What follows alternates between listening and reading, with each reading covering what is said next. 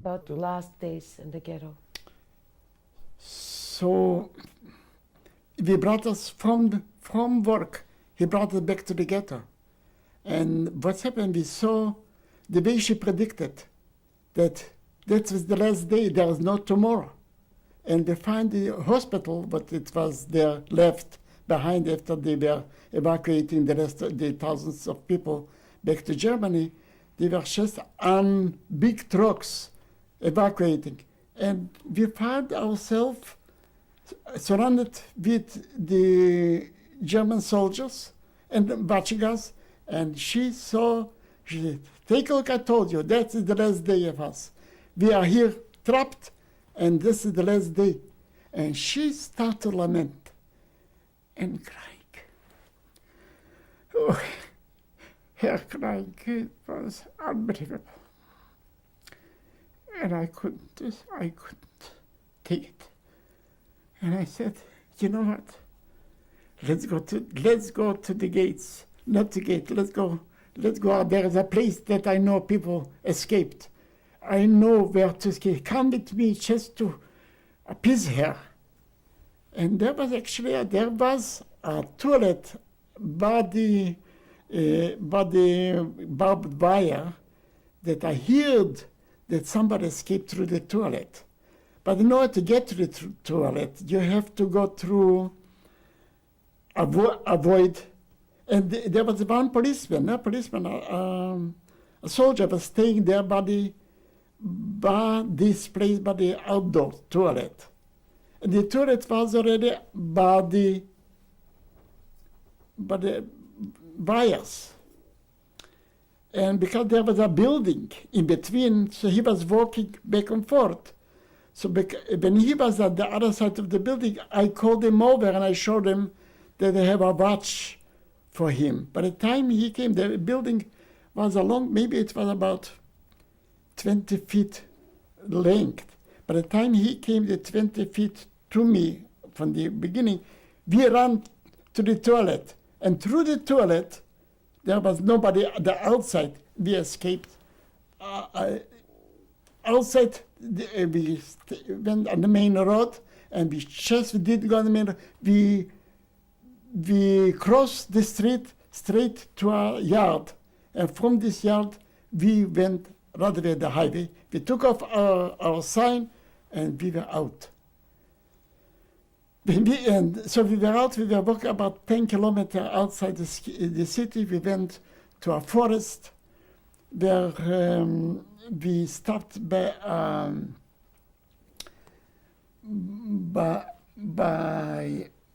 the people have their horses and grain, they put it in like a stodala, what do you say in English, a barn.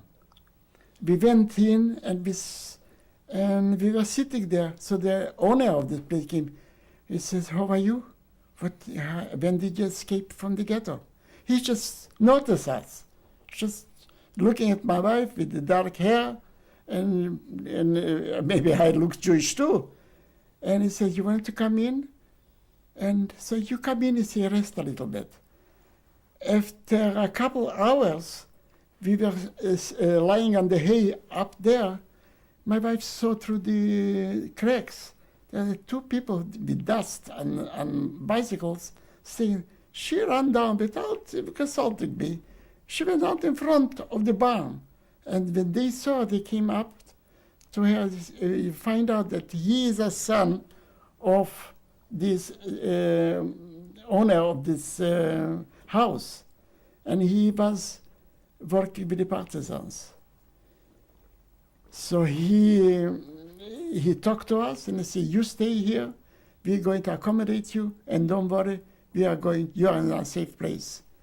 And then a couple days later, he came to a Russian soldier, who was taken into prison. He escaped from somewhere from a unit from war prisoners. And there was a girl, also a Russian girl, came to us. And 3 days later, they took me with them and they gave me a rifle, and we used to go every night into forest away from this place, about 5 kilometers away, and the Germans start to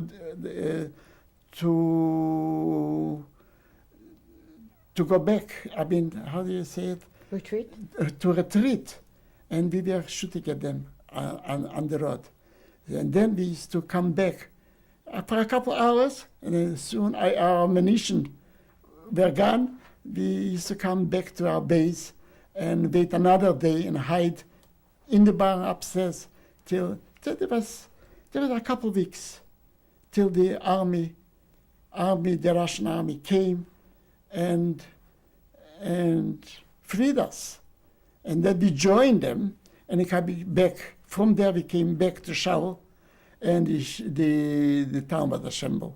They were all bombarded everywhere.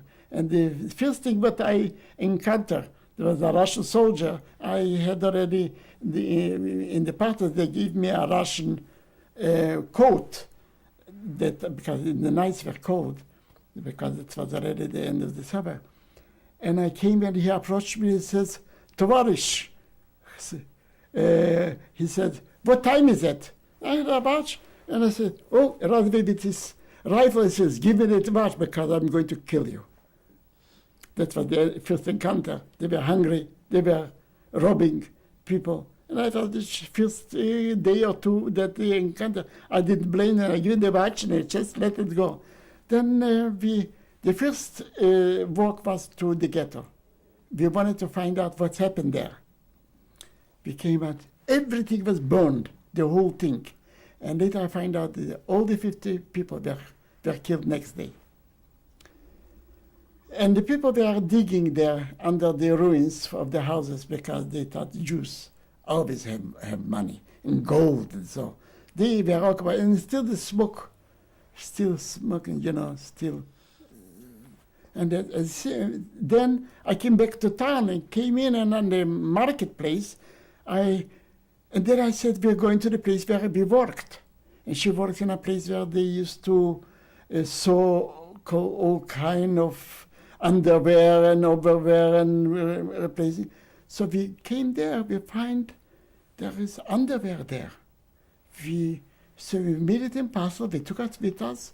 And first of all, I needed something because we ran out of the ghetto like in the summer clothes. And then we have and we find leather, pieces of leather.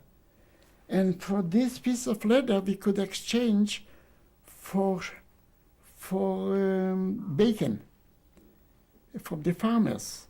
So we got something to eat. And later on, we went later on the marketplace. We saw a couple guys who were with me in the partisans. They said, "Hey, Berko, you here? Are you still in civilian clothes? Come on, we need you. Let's go." He wanted to take me to the police station to give me a uniform. And I said, "Just wait me a minute. I have my wife with me. I'll find a place to stay. I'll join myself. I'm willing to." The same day I left. I didn't want to get involved because I have my aim was to go and join to Vilna, see my friends, to see what we can do to go back to go to Israel. So where did you go then? Then I went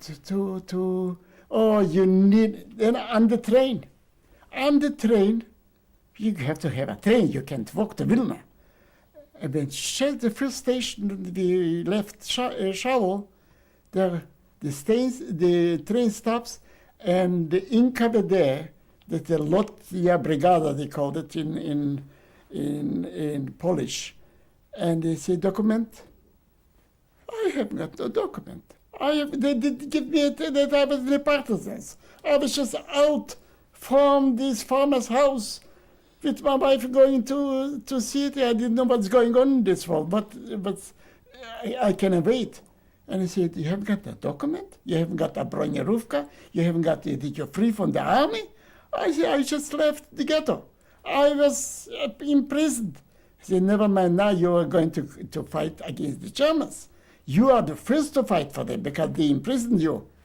And they brought me in a place, there was already 100 young men were already in a place like closed up, and I'm among them.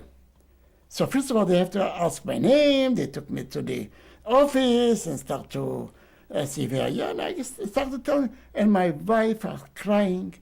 And it's, what do you want for us? Let us just establish ourselves. We're going to fight for Russia and everything, but we are just out. Nothing helped her. But I took out tobacco, German tobacco that we found in the place where my wife worked. And I started to roll up a cigarette. He didn't have cigarettes, he used to roll it up. And he said, hey, you have German tobacco. So give it, let's see, and have a smoke. I says, you know what, take it all. I says, I can find more later. I know where you can find. I says, can you also find whiskey? I said, sure, you come with me and I'll let you. I didn't know even the place where I wind up here. Here on the market you can find. He said, you're a smart man. I said, we'll go after you give me your name. I said, before we go, I said, you know what, my wife is crying outside. How's about I give you chervonces? I have 5 chervonces. That was like $5-10 bills. You know what? Here you got the money. For these 5 chervonces, you can get a couple bottles and do it yourself. He said, you are a smart man. He gave me a release from the army because of it, for the tobacco. Where did you go after? So when my wife saw me that I'm free, that was not a miracle. I had it already, my documents with me. I could travel. I went to Vilna, and in Vilna I met up with the rest of the guys who were freed in Vilna, because originally most of the people were staying there. And we made our coordination and to go on the route south to go to Bucharest. I mean to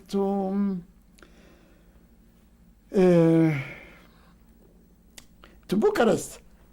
Anyway, and the trains were always loaded.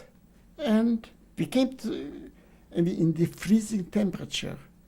There was a story by himself to tell about it, but I wouldn't go and mention it.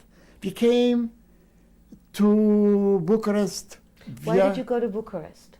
Why Bucharest? What was... Because we had knowledge, but winding up in Poland, and then they have to go through the border, through Czechoslovakia and Hungary and Romania. So I was sent also again on the border between Poland and Czechoslovakia to find a way to get through the border, because there is always sovereign country. I arranged with Czech soldiers I explained what it is, and they send us people. And we went through the Tatry. We went all the way through Czechoslovakia, Hungary, and I remember Pesach.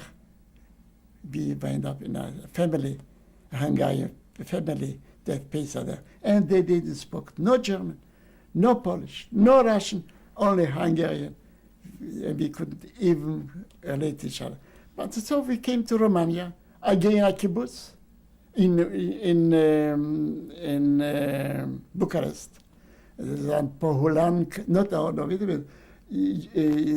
Nifon 28, Nifon 32, I don't remember the name.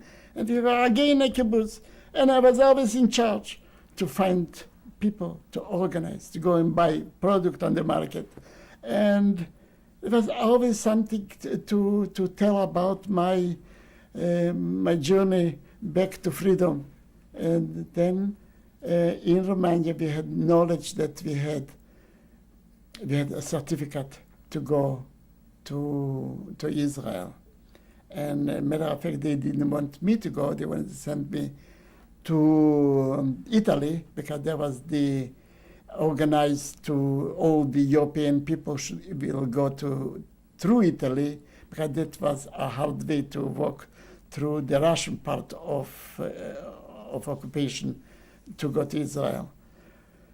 But they gave me a certificate and we came to Israel. How long did you stay in Romania? We stayed about 10, 11 months in Romania because we were waiting till the Jewish agency arranged a certificate for the Polish guys, because that was certificate the English government gave it to the Romanian Jewish people there. We came to Israel. How did you travel to Israel? How did you get We there? had the first ship, Transylvania, legally came to Israel with the acceptance of the mandate, the English government that we came. And can you imagine, my wife had a sister in Jerusalem. She came, she got knowledge because there was a pregnant woman. She was expecting, so she met her there. What year was that, Mr. Perlov? That was 45. 45, and she was supposed to go to a kibbutz, because being always involved in the hierarchy, I always we have to give an example to. But she came and she spoiled everything for us. She rented us a place in Jerusalem, and I went to work in a bakery, and we started to be like everybody else. Nobody asked us any question, because there are so many people start to come illegally there. And then the underground enlisted me to join the Haganah. I used to go out every Saturday in the mountains of Judah to exercise with stick, not with rifles. And one day, in the 28th of May, when the UN recognized Israel as a entity, we were still. It was Saturday, I remember, and the people from the Haganah came with motorcycles to fetch us because they expect a revolt from the Arabs against the Jewish state. So they brought us back, and the war started in Israel, and I was there on the front line.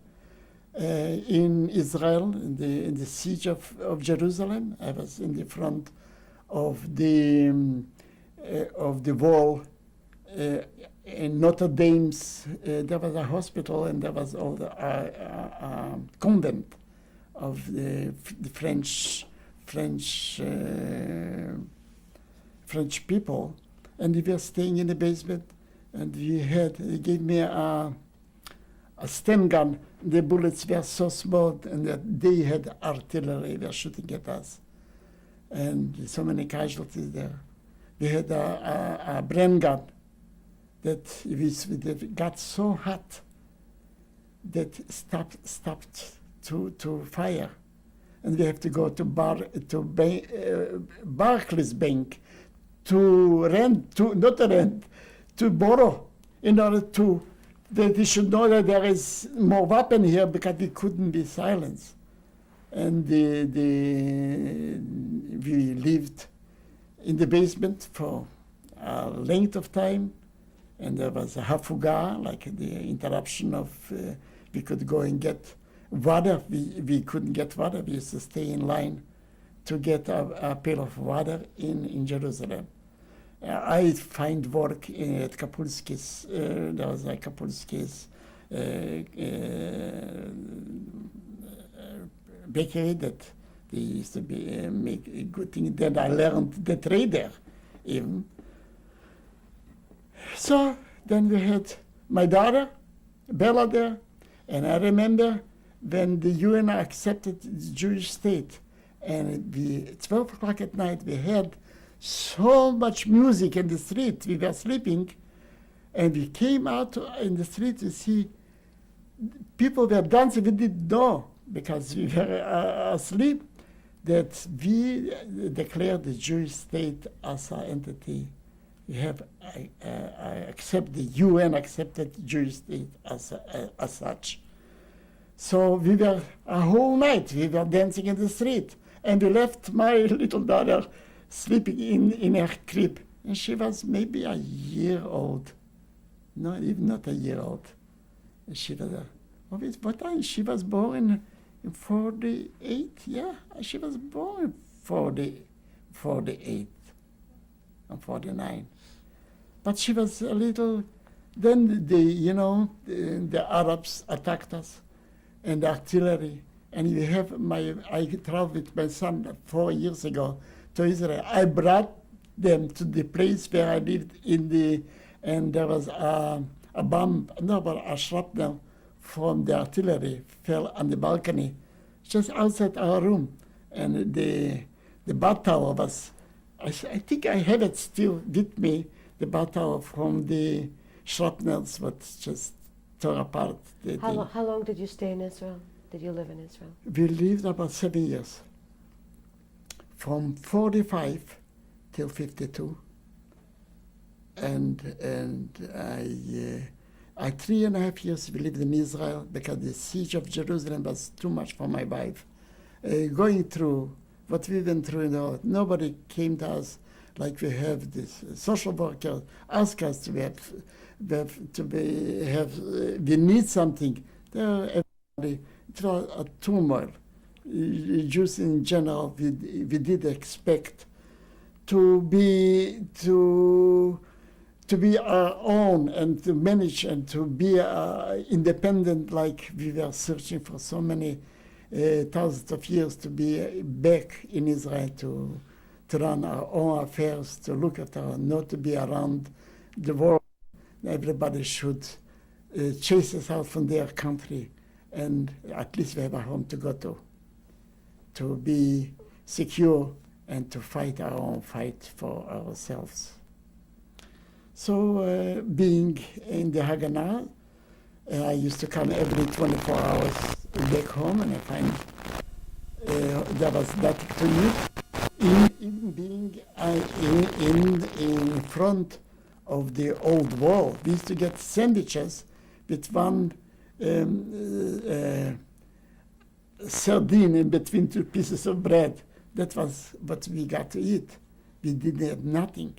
The English saw to it that we wouldn't have nothing left with us, not only ammunition, even food that would remain with us. Everybody was against us, the whole world against us, because that's why they didn't help us, and everybody was happy to get rid of us. Starting with England and finish with America, they didn't do anything for us. And it says, feeling the way we felt that we could fight and give our lives to establish our own country, our own independence in Israel. In 1952, you left for Canada. Yes, in 1952 we left for Canada because matter of fact, I was in Israel ill. I used to have every couple of weeks, my back used to go out and I couldn't walk straight. And when I went to Kupat Cholim to have some help, so the doctor, I remember Dr. Leffler, he was a German Jewish doctor, and he said that being so many years without proper food, I'm short in vitamin D. He used to give me an injection in my vein, and in every couple of weeks he used to give me an injection in order to straighten out my back. And he says, Junge, you can't leave an injection. You have to go back to good food, good nourishment, then you'll be able to stand up on your feet. And it seems to me, and many of my friends who we lived through, there are pictures here that I can show you. A couple of my friends died because of malnourished, and apparently all other reasons. And my wife was headache every day, and it was a miserable life there, and no perspective that I would be able to be a healthy person for the future for my children. My sister insisted to come here. She sent me affidavits, and I came here to Canada. And after a year and a half, I established my own business. And the food what I ate, when I going to tell you how much I ate when I came with I used to eat a ring of kalbasa every day at work. And a hoop on for 6 months. I couldn't stop myself, always hungry. And that gave me back my strength. And as you see me today, I reached my old age of 80.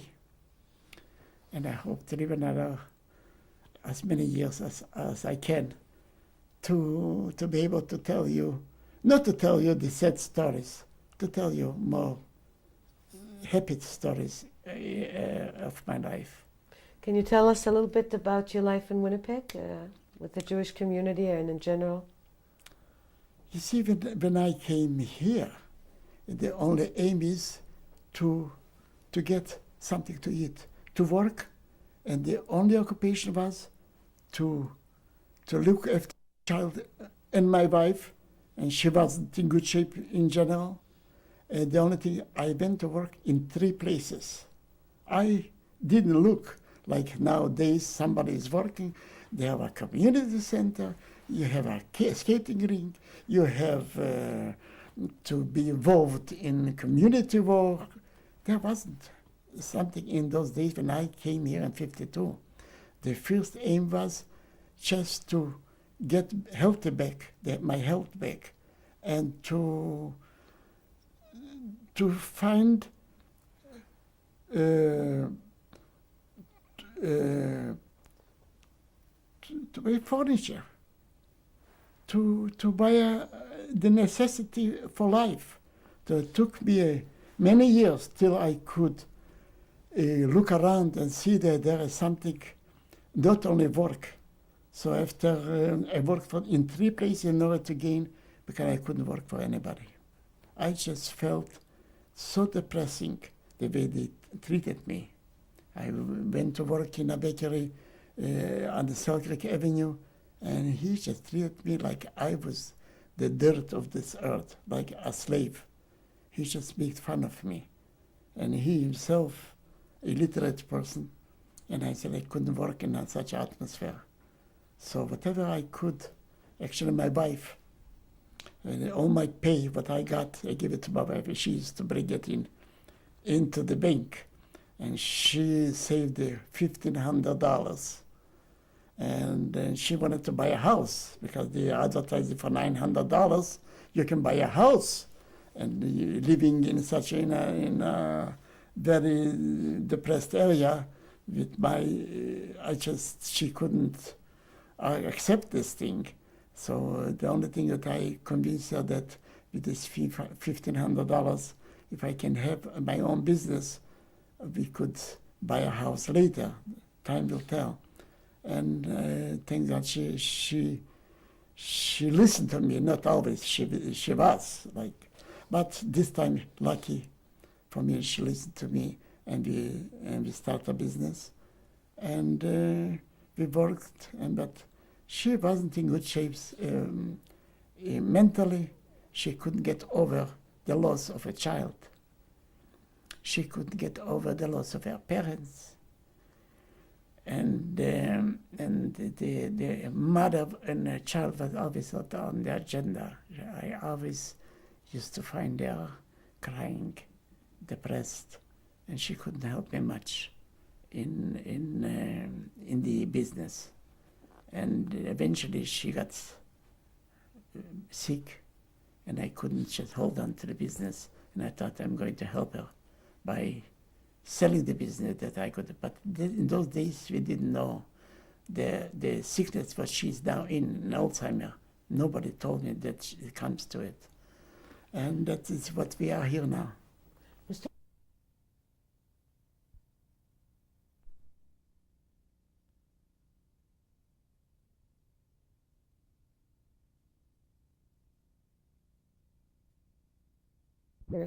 Dov Perlov. Mr. Perlov, to end our interview, would you like to make a statement, to give a statement or a message do you have for the Jewish people, for the people in general?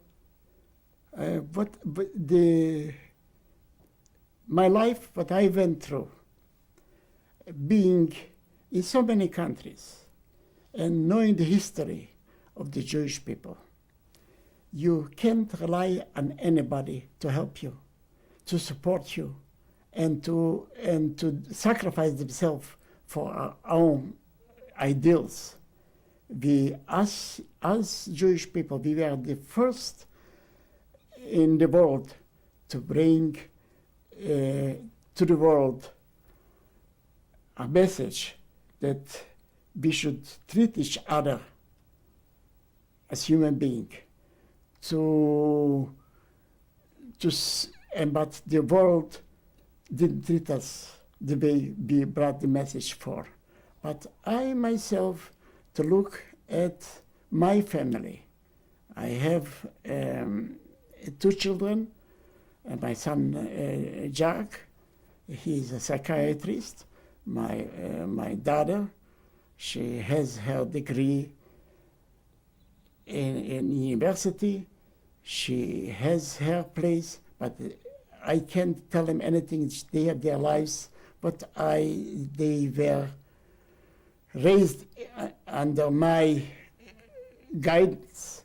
But I wanted to talk to my grandchildren that they shouldn't be so trustworthy and see the world with 2 faces. In Hebrew they say in Hebrew, kabdeu v'chashdeu. You respect your neighbor, you do the best for your society, for the society as a whole. But to trust everybody, I lost my trust in people at all. You stand your own ground, do for your community, for your land of Israel, support them, and then we have a place to go in case of disaster, in case of people who we are now dispersed all over the world. We know what in Argentina happened. We know what happened here in Canada, United States. There are elements here, they hate us. And they are doing everything to take us off balance. And I would like my future generation to look for themselves, to have a place to support Israel. That if we will be strong, people will respect us and they will accept us. Mr. Perlov, thank you very much for sharing your story with us. Thank you. Mr. Perlov, can you tell us about the people in this photograph? Yes, that's the left, starting from the left, it's my mother. And going right is my sister-in-law, my brother's wife. And that is my sister's girl. She's here, Esther Nissenholt. And next to her is my brother's little girl. And this is my oldest brother, Zalman. And more to the right is my father. Next row up, it's me, big 10 years of age, and that's my sister, who she emigrated here in 34. And that's my brother who is here, live here in Winnipeg.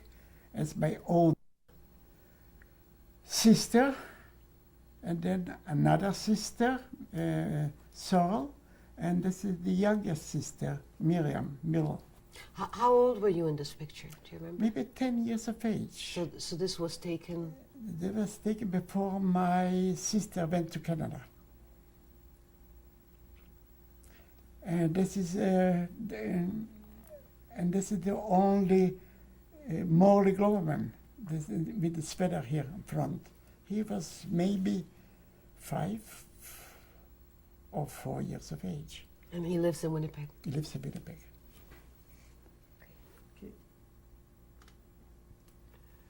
Can you tell us about this photograph, Mr. Perlov? This photograph it was taken in Romania, in Bucharest. And those are a group of people that we got together from all over Poland and Lithuania. And we all, after the war, we came together, whoever survived, we came all together through Poland, through Czechoslovakia, Hungary, and we wind up in Bucharest. And there we had a kibbutz together on Nifon 32 in Bucharest. And me on the top row to the left is myself, and this is my friend Hirschke, and with his girlfriend, and all the people, their names I already can't remember. But this is a group. Is your wife among the people? Yeah, my group? wife is somewhere far away. She's here. The second or the third row from the top. And those are the people we came together from Lithuania, part of it, and part of it got us from Vilna, from other ghettos in Poland that we met all together in Romania that made a kibbutz there. What can you tell us about this picture, Mr. Perlov? That is a picture that we made after we opened up the business, a bakery on Benjamin in May in 1955. It was 2.5 years later after we came to Canada, me and my wife in front of the bakery. Something else? What can you tell us about this photograph, Mr. Perlov? This photograph is of my wife's family in Lask, Poland. And from the left is her oldest sister, Chaya, who resides now in Jerusalem. She was a professor of University of Jerusalem. Next to her is her brother, who is here, lives in Winnipeg. This is an army photograph, and he came for a visit from the army. And the rest of it, farther right is her brother. Now below them is her parents, and underneath there are 2 other brothers. And except those 2 in the left and my wife, they're all perished in the Holocaust. And the one to the extreme right is your wife? To the extreme right is my wife.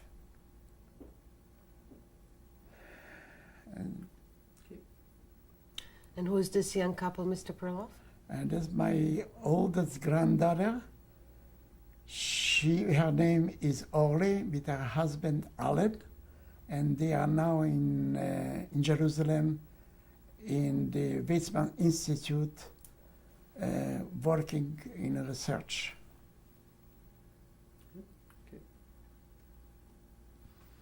And who is the young graduate in this picture, Mr. Perlov? And that's my daughter's son.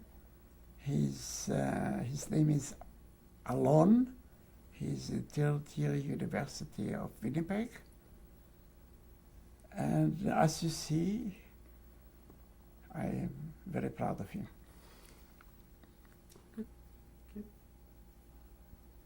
And who are these young people in this photograph?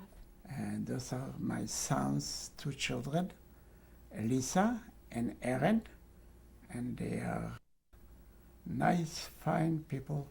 I have a big influence on them. Just your family? Oh, behind me, from my left, is my son Jack, my daughter Bella. Who else is here? My granddaughter Tali. and the rest are not here. And my wife here, you have it, Janet Perlov. And myself, I'm here too.